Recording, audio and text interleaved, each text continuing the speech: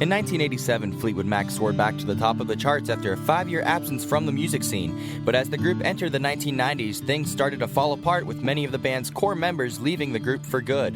And for the first time, it looked like the chain that held the band together for so long was finally broken. But Fleetwood Mac was far from finished. On today's podcast, we'll talk about the post-Lindsey Buckingham Fleetwood Mac, the presidential request that brought them back together, and the legacy that keeps this band going strong. So sit back and enjoy the final installment of The Chain, the evolution of Fleetwood Mac.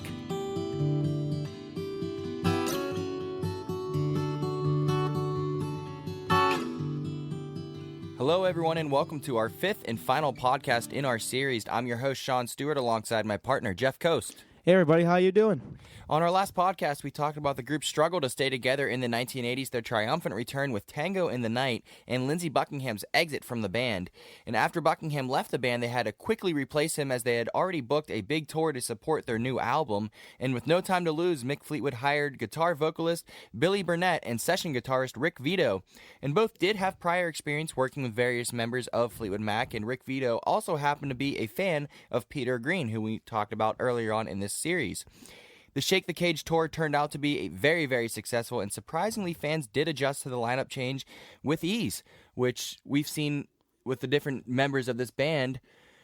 The reaction from fans has been different for every installment. Exactly right, Sean. If you take a look at some previous incarnations of Fleetwood Mac, transitions from fans to these new incarnations are usually positive, except when the new lineup starts playing the older band's material, then some fans get upset. But Rick Vito and Billy Burnett have had prior work as session musicians. Rick Vito is actually a well-known session guitarist. He played the lead guitar for Bob Seger's "Like a Rock," which is a very well-known song. And interestingly enough, fans did not really wonder where Lindsey Buckingham was when this tour began. It was kind of like, okay, we got two new people up there with the band, but the band is majority of the same except for the guitar player. We'll live with it. And many fans of the older Fleetwood Mac actually got to get a treat of the old blues stuff from the Peter Green era because Rick Vito was such a fan of Peter Green. And so while they were on this tour, all this old stuff like "Oh Well," "The Green Man," "Manalishi," "Man of the World," and a couple other great Peter Green hits started to make their reappearance on this tour. And Jeff, just from being a fan's perspective, when you're listening to a concert or listening to a band live, does it really matter who's playing those instruments as long as the band sounds the same? Yeah, I mean, for me, on some of my favorite bands, if my favorite guitarist who either started with the band, like the band Chicago, for example, Terry Kath was their first guitarist, and when he died in 1978, they had multiple people replace him, and in that case, nobody's ever come close to Terry Kath.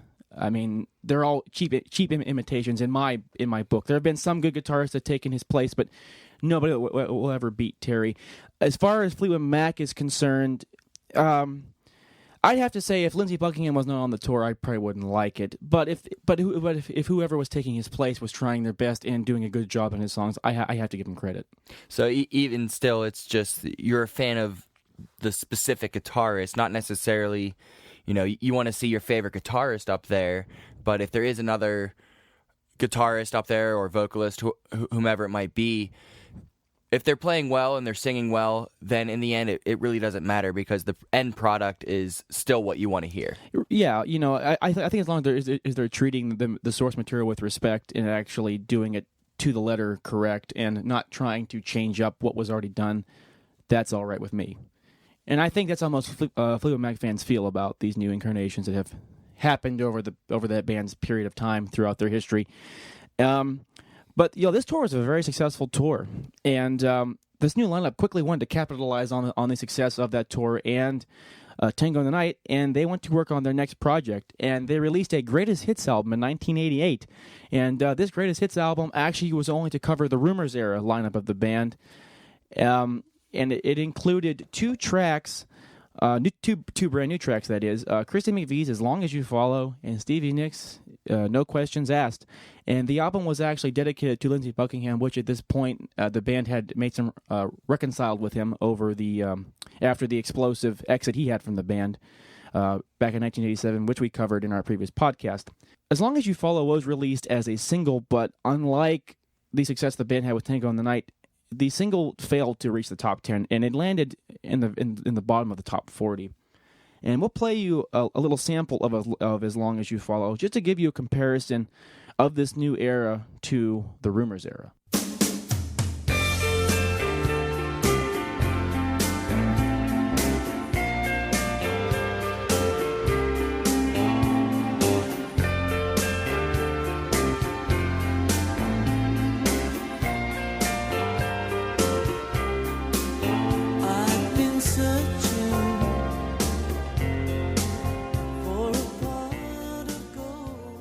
Well, it sounds like we are going back in time to the Rumors era, the familiar sounds of the Rumors era, but new faces and new arrangements in this installment of the band. And Jeff, gotta say, sounded pretty good. I do like this song. When I first heard it, it's initially like, well, it's not the Lindsey Buckingham era, so I don't really like it. But after listening to this song for a while, I do like it. It's a song that gets catchy and gets stuck in your head. The arrangement is very nice. It is. The guitars are kind of making a little bit of a comeback on this song, whereas Tango in the Night, the guitars were slightly limited, just a little bit. Rick Vito and Billy Burnett, nice addition to the band. It's a nice song.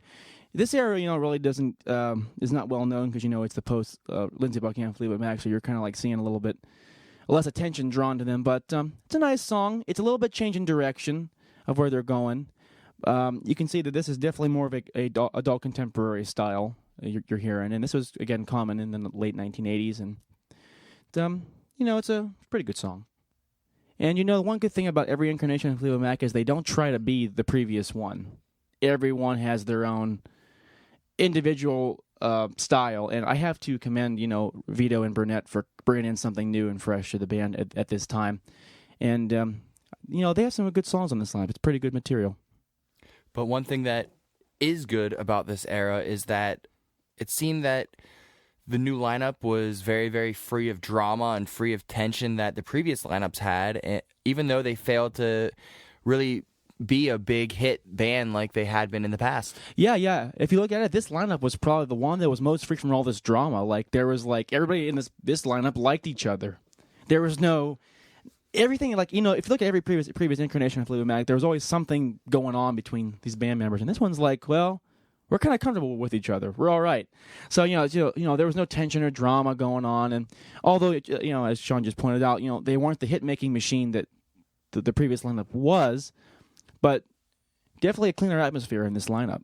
And that probably comes with keeping your professional life and your personal life separate. The band members, aren't getting together, sleeping together, and you kind of have the friendship that music kind of brings together, instead of having the personal lives and personal, relationships that previous installments had. Yeah. And Vito and Burnett had a really short period of time to learn the material and get on the road for this tour and stuff. And I think they adapted really well to the very short time span that they had to help Fleetwood Mac out in a time when they really needed a guitar player to get on the road.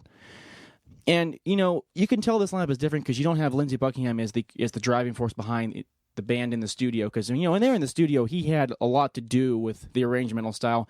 This has a bit more of a different style, and the band actually went back into the studio in 1990 and released Behind the Mask, which was technically the real follow-up to Tango in the Night, and but the album was not a success. It actually failed to be a success on the charts, and it managed to get one top 40 hit with Christine Mcvie's Save Me, and it actually was the first album that Fleetwood Mac had released to not receive gold status.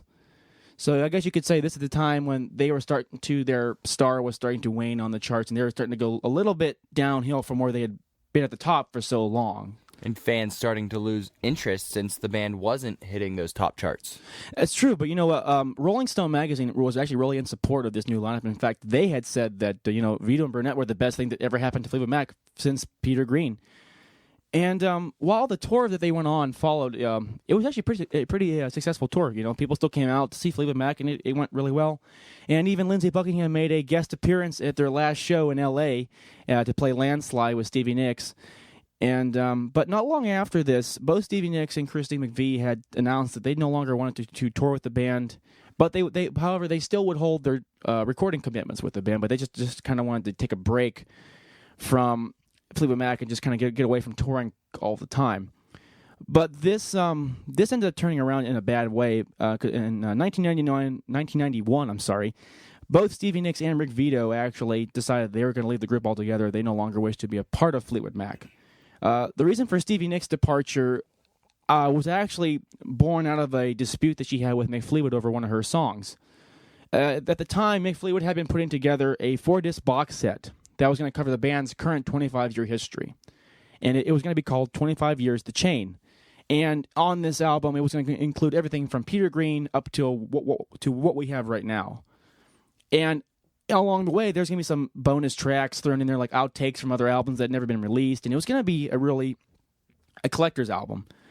And one song that he was going to put on there was Silver Springs, which we had played for you back in Podcast 3.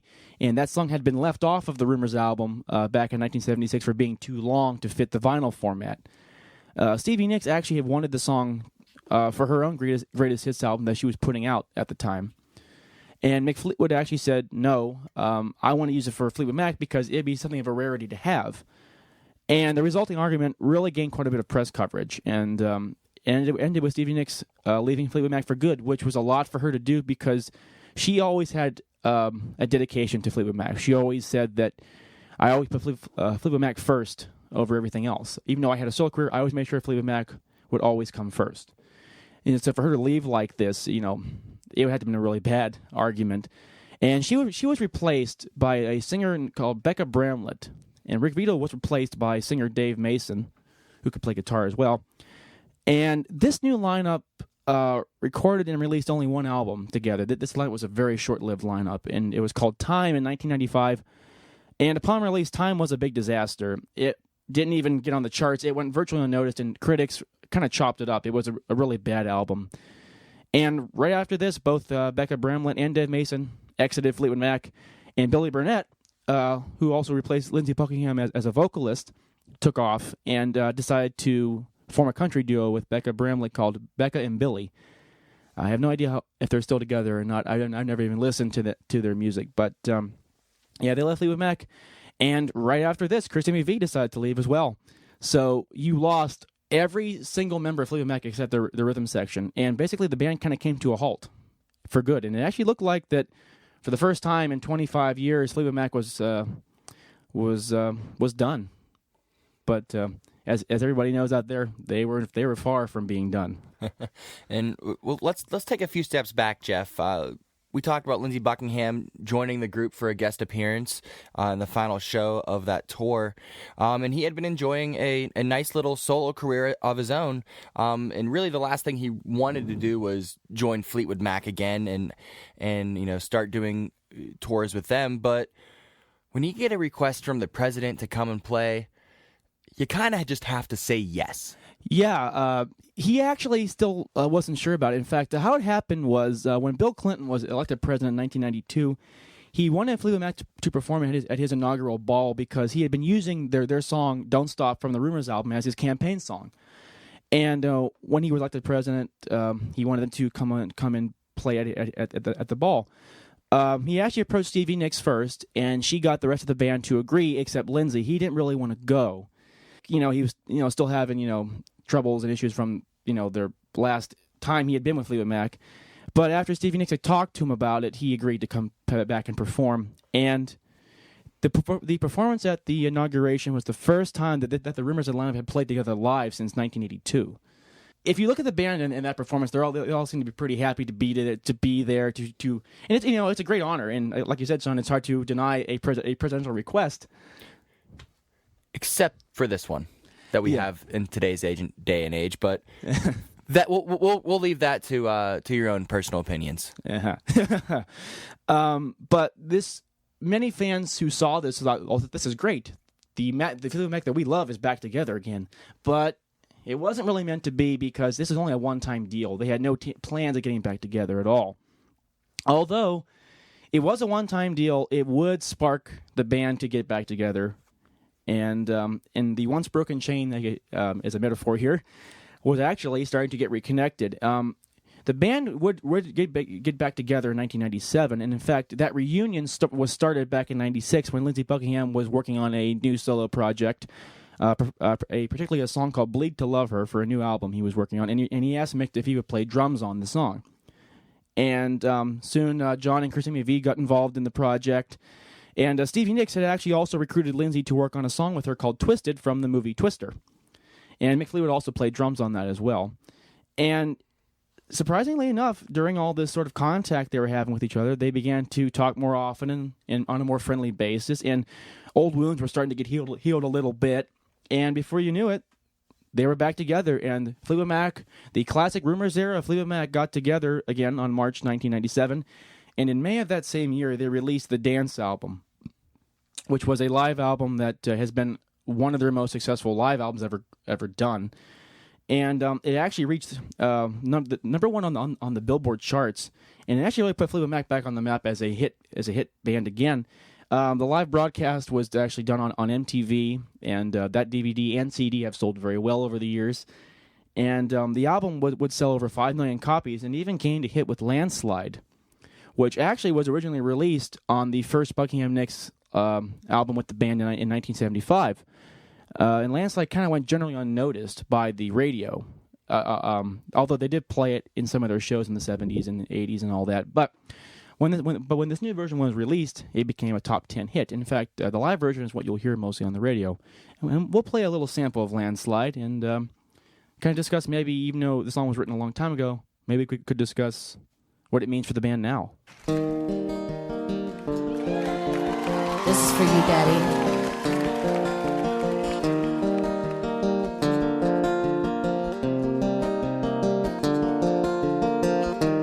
Took my love and I took it down. I climbed a mountain and I turned around, and I saw my reflection in the snow-covered hills till the landslide brought me down.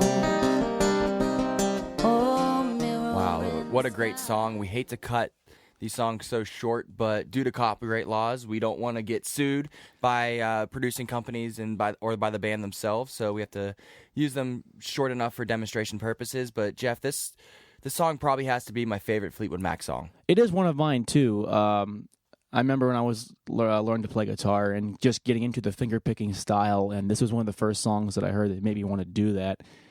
And it's actually a really great finger-picking song to exercise on. In fact, I don't care where you are. If you play this song anywhere, everyone's going to know who that song is and who it's by. It's kind of like Freebird. Exactly right. Yeah, Landslide has been one of Fleetwood Mac's most covered songs. The Dixie Chicks made a hit out of it. And also, Smashing Pumpkins took a swing at this song, too. And both reincarnations of that with the Dixie Chicks and Smashing Pumpkins, very, very good, but none are as good as the original Fleetwood Mac version. You are exactly right, my friend. The Dance album was a great album, and it actually introduced some new songs that had not been done, ever performed before. A Temporary one is another one, Bleed to Love Her.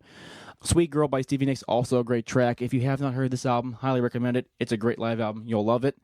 You know, with the success of The Dance was highly unprecedented, really, and it really just showed the whole world that Fleetwood Mac is back. And a big tour soon followed after this, and the resurgence in popularity with the band kept them on the road for very much of 1998 as well.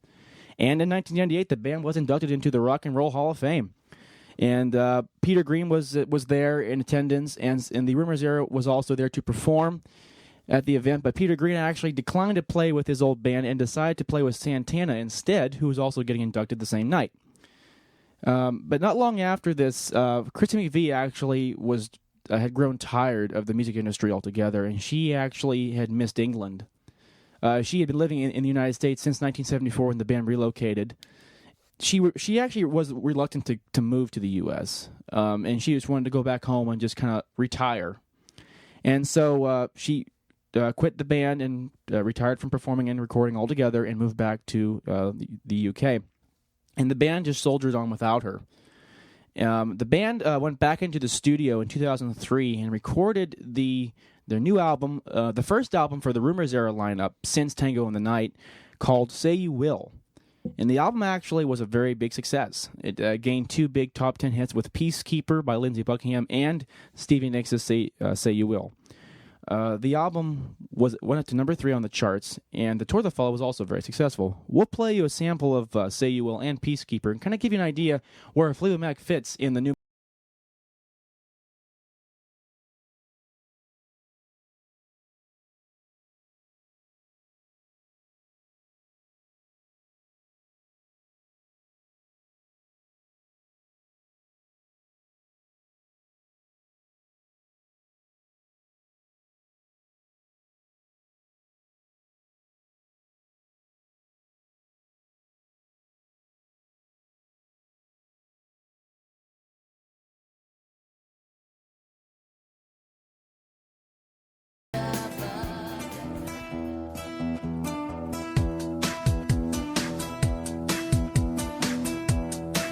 We make all of our sons the same.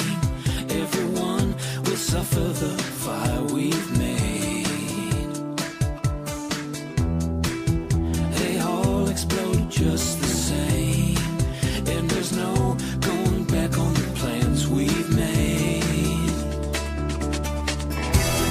Peacekeeper, take your time. Wait for the dark of night. Soon all the suns will rise. Well, we hope you enjoyed the little samples we played for you of Say You Will and Peacekeeper.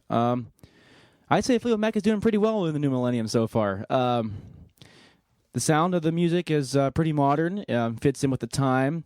Say You Will is a nice classic Stevie Nicks track. Got them the licks by Lindsey Buckingham on the guitar. And Peacekeeper sounds a little bit like 90s grunge, don't you think, Sean? Oh, absolutely. Peacekeeper fits in perfectly with the new era, the new millennium, that is the 90s. And I believe you mentioned it while we were listening, Jeff. No Christine Mcvie and really no Stevie Nicks vocals on any of these songs. Yeah, Say You Will's got her going good on there, but Peacekeeper, yeah, mostly just Lindsey singing. And the harmony vocals is where you're missing Christine McVie. And it's not bad. It's actually good. But, it was always good to have her blending in with the two of them. That was part of what made their sound so great, having Christine McVie in there. But, when she couldn't return and wanted to retire, not much you can do about that. But even though Christine's not there to contribute songs and vocals and instrumentation, still a good album. There's another good track on this album called Say Goodbye by Lindsey Buckingham. It's a really good song. It kind of chronicled him leaving during the Tango of the Night era. We don't have enough time to play that for you, but if you have a chance to listen to it, highly recommend it. Peacekeeper has a little bit of the Chain going on in there, and maybe some Peter Green influences from back when he was playing. Really nice song. Definitely some of the Chain riffs going on in there. I can definitely hear that. It sounded, at least in the beginning of the Peacekeeper, sounded like a little bit of Green Man Alicia as well. Exactly. I think so, too. Definitely got that Fleetwood Mac sound ingrained into the music here. After Say You Will concluded on that tour, the band once again took a break, and at this time Fleetwood Mac was not really concerned about getting into the studio all the time to record the next album. It was kind of like, we'll get together for a couple of years, take a break, come back, take a break, come back. Everybody was kind of like getting older into this point, and just kind of, I guess you could say everyone was more like rather to live in the moment rather than constantly be on the road all the time. And I think that helped them in terms of how they felt about each other. In fact, you can tell that Fleetwood Mac at this point in time is kind of starting to mellow out a little bit. There's less drama going on, more of a unity going on there. When this tour ended and the band took a break, both Lindsey and Stevie went back to their solo careers, and Lindsey Buckingham went to work on a project called Under the Skin in 2006. Really great album. Stevie Nicks went and worked on a couple of her own as well. In the years following Say You Will, Lindsey Buckingham has stated in several interviews that a new tour was going to be underway for 2008. But it would be the first album that they would be on that was the first tour, that they'd be on that would not have an album to promote. And work on any new material was going to be put on hold for quite a while. There was no plans to get any new songs written. Stevie Nicks was a little bit uncomfortable with touring without Christine McVie, although during Say You Will she did it, and the band actually replaced Christine McVie sort of by having some backing vocals backing singers up there on the stage with them to kind of compensate for her missing vocals. But Stevie Nicks rather would have liked to have her old friend up there with them touring. And there was talks to actually replace Christine Mcvie, and Sheryl Crow was actually a suggestion. Talks about this were going around, and there was also possible talks of having her be a part of a new album collaboration. But when the band actually talked with her about it and talked with themselves about it, they realized that, well, what would she do if she was on the tour with us? Would she just do Christine's songs, or would we do some of Sheryl Crow's songs too? And pretty much the idea just kind of fell through after a while, and it was dropped. So the band would still continue on as a quartet without Christine Mcvie, and they decided we're not going to try to replace her at all. We'll just go on. And they went on a new tour in 2009 called the Unleashed Tour. And that tour was pretty short. It started in early 2009 and ended in December of the same year. Still, the band had no plans to release any new material for the time being. They were still very popular. In fact, in 2011, Rumors went back into the top 10 after the Fox show Glee aired an episode that was based around songs from the album. And this actually introduced Fleetwood Mac to a whole generation of new fans that maybe had never discovered Fleetwood Mac. I'd never watched Glee, however, I was familiar with this episode, and and I remember hearing a song called Never Going Back Again, and I liked it so much I had to find out who this band was, and this is what triggered me to become a fan of Fleetwood Mac. The band once again went on the road in 2013, and they decided to release an EP, which is something that they have never really done before, called Extended Play, and it actually was released on digital formats only. And it included an unearthed Buckingham Nicks track called Without You. And we'll play a sample of Without You, and we'll actually talk about the history behind this song.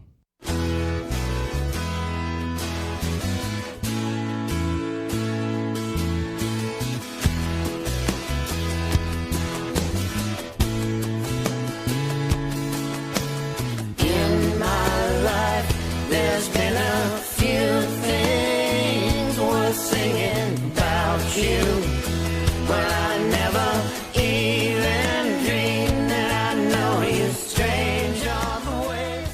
A little bit different sound than what we've been hearing throughout the eras of Fleetwood Mac, but it really wasn't Fleetwood Mac that played that song. It was actually Buckingham Nicks. Yeah, Mick Fleetwood and John Mcvie just happened to be playing on the drums and the bass on that song. But this is more of a Buckingham Nicks tune. How this went about, before Stevie Nicks and Lindsey Buckingham joined Fleetwood Mac in 1974, they had been working on a new Buckingham Nicks material for a new album that they were planning on working on had they stayed on their own. And they went into Sound City Studios and recorded a demo of a song that Stevie wrote about Lindsey called Without You, which chronicles how much she loved him and how much he loved her, I guess you could say, back and forth. And they recorded a quick demo of it, and I guess they had a tape on the console, and somebody had come in, took the tape, made a copy of it, and put the original back. And when they joined Fleetwood Mac, they forgot about that song. It was kind of pushed away. It was never thought of again. And this tape that was the copy of this master tape that was taken ended up on YouTube by a couple fans, and it got shared a lot and reposted on YouTube. And Stevie Nicks ended up finding it on YouTube, and when she heard it, it reminded her, "Oh wow, I forgot all about this song." And she goes to Lindsey and tells him, "Do you remember this song? Do you remember where we were when we wrote it?" And he goes, "Yeah." She goes, "Well, how about our next release? Let's record it." He goes, "Okay." So they did, and the original demo is actually on YouTube if you want to hear it. It's a pretty classic Buckingham Nicks little gem there. I kind of feel in a way this song almost signifies that maybe Lindsey and Stevie are no longer hating each other anymore. Maybe even though they're not in love anymore, because they're both Lindsey's off married and has his own kids and family stuff. But it seems to me this song could be a little bit of a hint that maybe they finally have buried the hatchet. At least you would like to think that's the hope. Sometimes as people grow up in life, that they realize that they did make some mistakes in the past, and you can't change the past, but you can at least try to make for a better future. And it seems that with this song, that's exactly what they did. Yeah, I never listened to the EP all the way through, but Without You is probably one of my favorite new songs that they've released in the past couple of years. In 2014, Christine Mcvie surprised everyone when she said she wants to come out of retirement and she wants to join her old band. And fans are open arms, and so was Fleetwood Mac. They're like, well, come on back. The only thing Lindsey had said was, well, she can't leave again, and she's going to come back. She's got to come back to stay, which only makes sense. And a big reunion tour began in 2014, and it was to great success. There's a lot of press coverage. The band even performed on the Today Show in 2014 in the fall. And currently, a lot is happening for Fleetwood Mac. There's a new album that's going to be released this year. However, it's not really going to be a Fleetwood Mac release. Christine Mcvie and Lindsey Buckingham have announced early, I think last fall, that they're going to release a new album called Buckingham Mcvie. And it's going to release have a bunch of new material from both songwriters. And John and Mick will be on the album, but Stevie Nicks will not be taking part in it. So this is why it's not going to be a Fleetwood Mac release. She's currently busy on a tour she's working on right now, and she really had no interest in recording any new songs with the band. And at the time of this recording of this podcast, and actually just while we were going through, I believe, our second podcast, we found out through social media that the band is going to disband for good. And Fleetwood Mac's going to go on a farewell tour starting next year, which is sad for many fans, including myself. But, however, Christine Mcvie did state in that announcement that this farewell tour is not going to be a short one. They actually may take a farewell tour in multiple stages. So even though Fleetwood Mac is going to be saying farewell to their fans in the business of music, you might get a chance to see Fleetwood Mac a couple of years in a row on this farewell tour. And we've seen in years past with different bands that farewell tours, quote unquote, really end up being about 3 or 4 different concert tours over a couple summers. So this band does have quite a few eras to go through. So thinking that they do a farewell tour in a couple different stages, they can almost play through every single era while on this tour. Yeah, if I can, I might try and go see them while they're on the road. I'm hoping Stevie Nicks will join them. It just wouldn't be a tour without her. It wouldn't be a farewell tour if she wasn't on it. Yeah. So if keep checking out for those tour dates. I myself might go ahead and try and see them if they come up to where I live. So there also was a talks a couple of years ago, about maybe a year or two ago, to get the original Peter Green lineup back together just to do a reunion tour. John Mcvie has said that Mick would do it in a heartbeat. He knew he would too. Getting Peter Green to do it's hard, but he might. It's possible he would agree. Jeremy Spencer, he'd be a really hard person to get to do it, and Danny Kirwin has no interest. But time can change things, so maybe the original Fleetwood Mac might make a resurgence. Who knows? Regardless of whether or not this band is going to stay together, Fleetwood Mac has this really lasting legacy and this legendary status that's going to go down in history as one of the greatest bands ever done, and they are not going away anytime soon. And we really hope we've brought that out to you in this podcast series that we've done. And they have an extensive history. It was about a 40-year history of the band, dating back all the way back in the mid-'70s to today. Here we are in 2017, and the band has announced, a farewell tour. So the fact that they started all the way back in 1970, or in the 70s, and now they're, here in 2017, still trying to do a tour. It's pretty incredible. Yeah, you have to admire that, admire that this band is just driven to keep going and to give the fans what they want. Fleetwood Mac has always been about their fans. They're always about giving the fans what they want, and you gotta commend them for that, because a lot of bands might just say, we're done, we're out of the business, we're not gonna even tour or give the fans one more chance just to kind of capture the moment of seeing Fleetwood Mac live. That will conclude this podcast series. We hope you've learned something, as we have definitely have, and it was a really great project to work on for us. And for Jeff Coast, I'm Sean Stewart, and thanks for listening to The Chain, the evolution of Fleetwood Mac. Thanks for listening, everybody.